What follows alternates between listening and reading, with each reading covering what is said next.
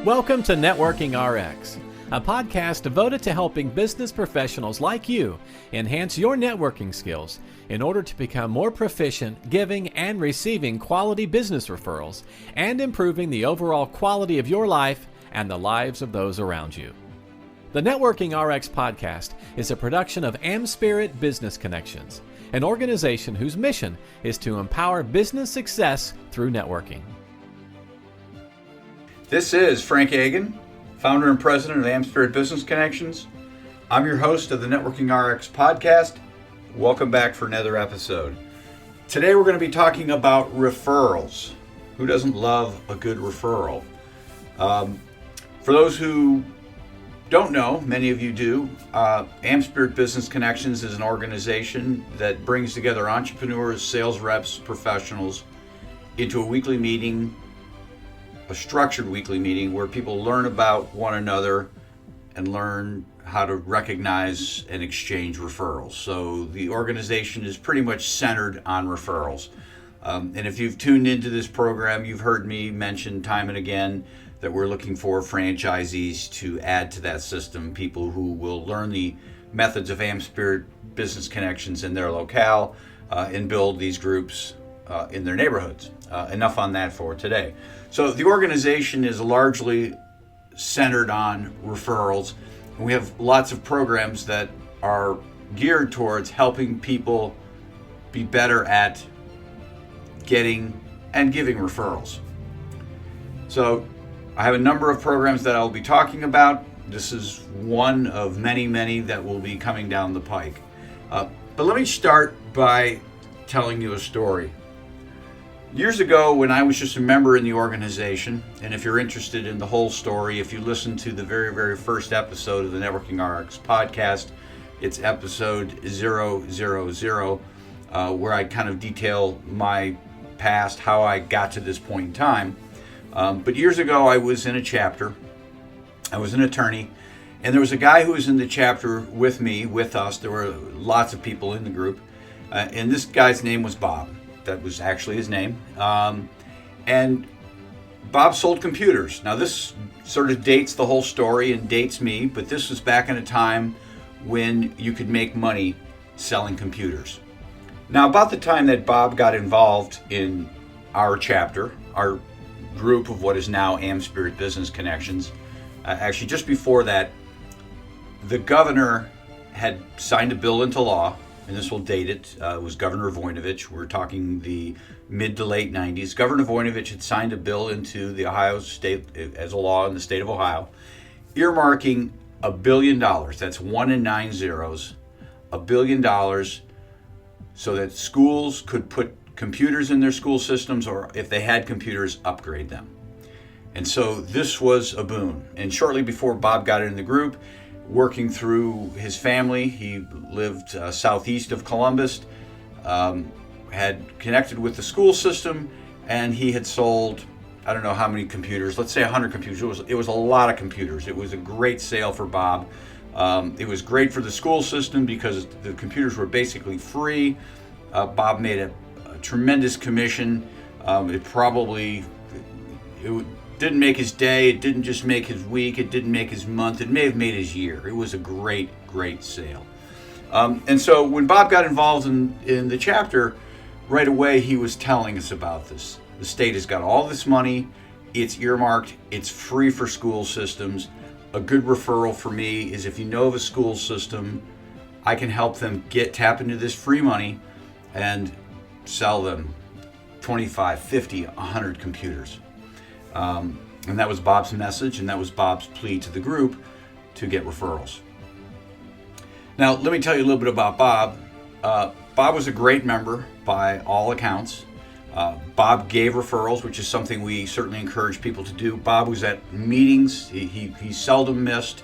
He was one of those people that if he did miss, you knew he wasn't there because he had a great personality, has a great personality. He's still alive. He's out there working. I believe he's a doctor. He came to socials. He did all the things that you were supposed to do. He served as an officer. He was a good member and did the things I would encourage somebody to do to be a good member. But But after a year, Bob stood up at the chapter meeting and he essentially resigned. He told the chapter, he said, listen, I've been in this chapter for a year and I haven't gotten any referrals. I like you people.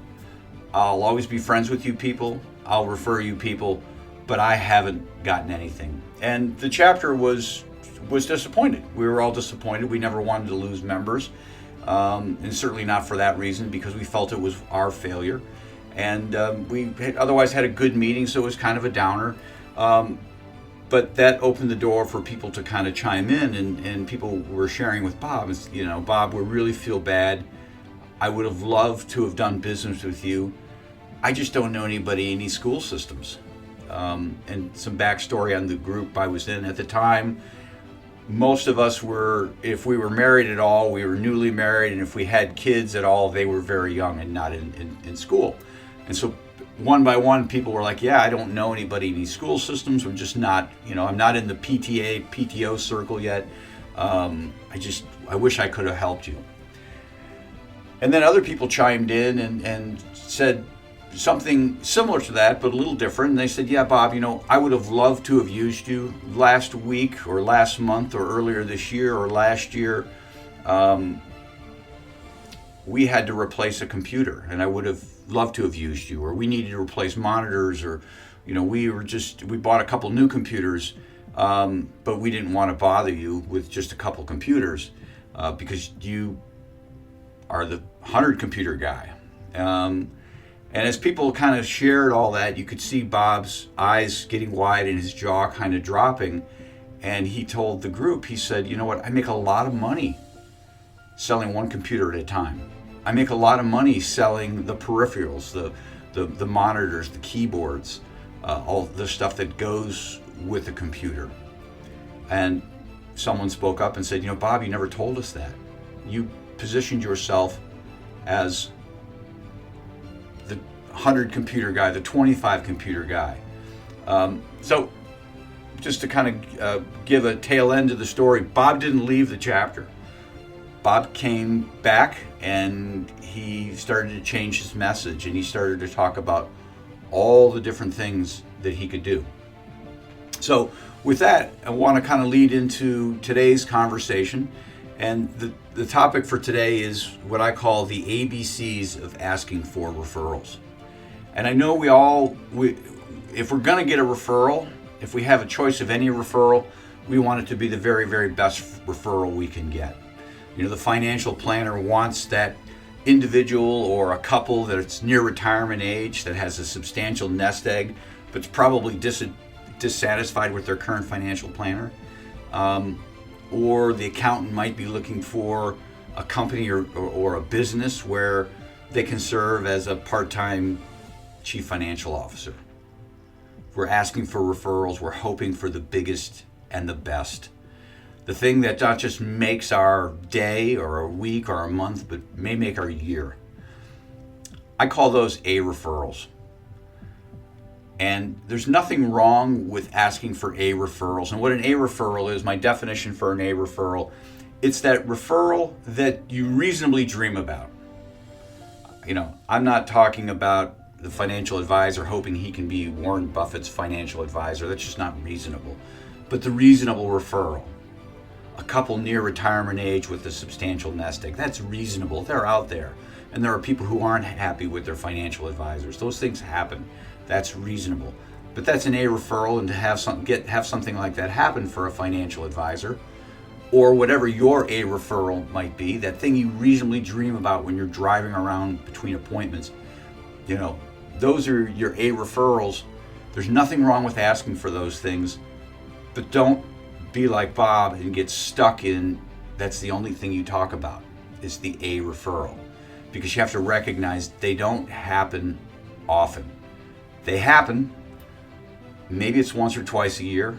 Maybe it's once or twice every 4 or 5 years. I don't know, but they don't happen that often.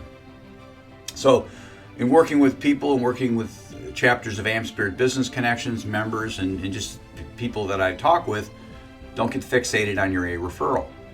Talk about your B referrals too. And what a B referral is that referral that you get that's representative of what you typically see. And I generally talk about realtors because realtors will be dealing in a range when they're selling houses. They're willing to sell houses on the higher end, but there's generally a range. Maybe it's $150,000 to $300,000. They're seeing 80% of their transactions fall in. That's a B referral. And we all have B referrals, those typical things that we tend to see. Certainly talk about those. And there's lots of ways you can talk about those. There's probably lots of things within that range that you can talk about with respect to your B referral. The B referral is, the things that it's the bread and butter of your business or your service. That's the B referral. But the other thing I encourage people to talk about are their C referrals. And what a C referral is not that referral that you're excited about. You're not excited about it. But you're willing to do it because it's part of serving your clients. It's a part of opening the door to other things. The example I like to use when I talk about C referrals is I like to pick on myself. I like to talk about myself. But when I was an attorney, when I was practicing law, there was never a day that I woke up and said, wow, I really hope I can do somebody's simple will. I was willing to, but I was never excited about it. Why? Because for me, and this changes, there are other attorneys who may have a totally different opinion on this, but for me, it took a tremendous amount of time and it took a tremendous amount of energy to help somebody with their will. It's a very emotional thing for them. There's a lot of things they need to think about. There's kids, there's parents, there's pets, there's all sorts of things that people think about when they're respect to putting their will together, and there are tons of questions. And I could never bill somebody for all of my time invested in preparing their simple will. But I would do it. I wasn't excited about it, but I would do it. Why? Because two reasons really. One, a business is built on lots of little things. And sometimes it's the little things that kind of carry the day. You can't rely on the A referrals or the B referrals. Sometimes these C referrals, what they will do is they, help you get the bills paid, pay the electric, whatever it might be. And so you're willing to do those things because the little things do add up over time. But the other reason why C referrals can be important is that every once in a while, there's no guarantee on this, but every once in a while, a C referral will turn into something big. And I've heard lots of stories. I've done this presentation dozens of times, maybe hundreds of times in my existence and my involvement with AmSpirit Business Connections.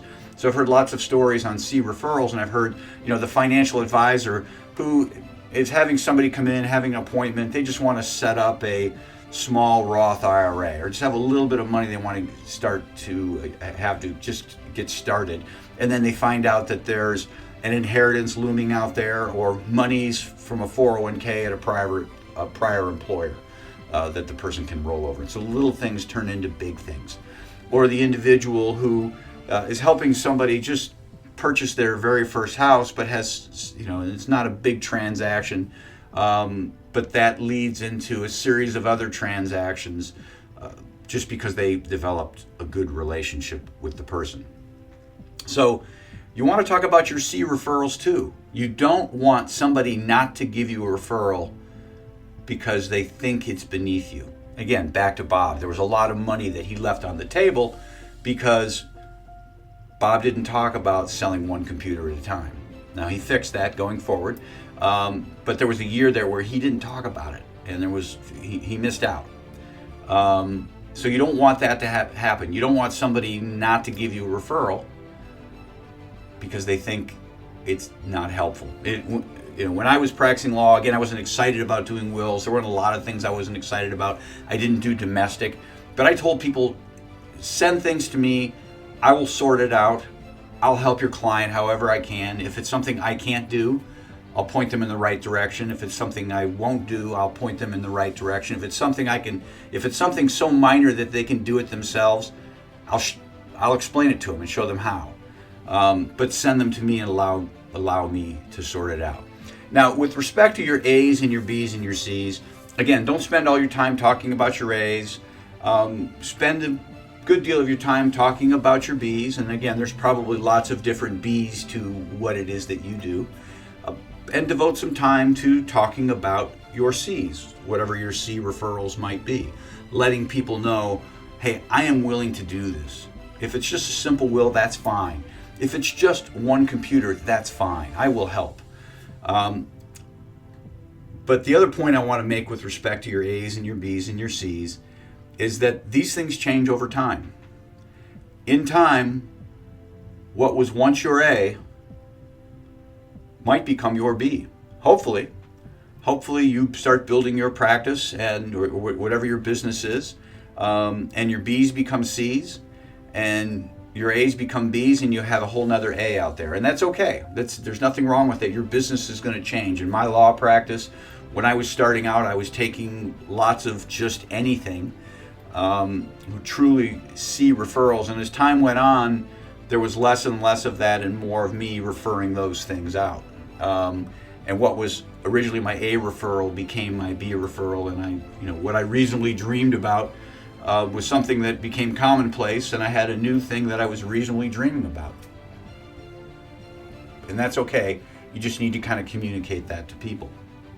So the lesson for today is simply this. With respect to asking for referrals, remember your ABCs.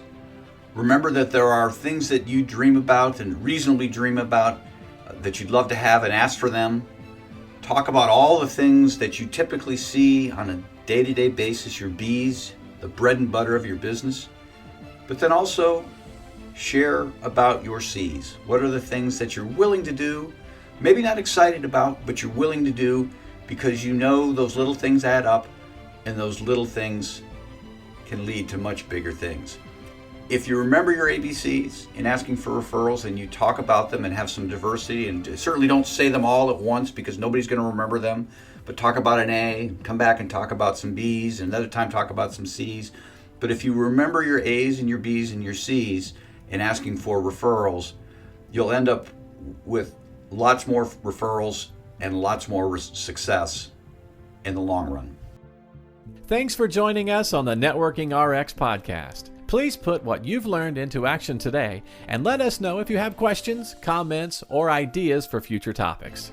You can email them to us at podcast@amspirit.com. That's AmSpirit.com. Finally, so you never miss an episode, be sure to subscribe to the Networking RX podcast through iTunes, Overcast, or however you receive your podcasts. Now get out and network with someone. The Networking RX podcast is the copyright production of AmSpirit Business Connection. All rights reserved.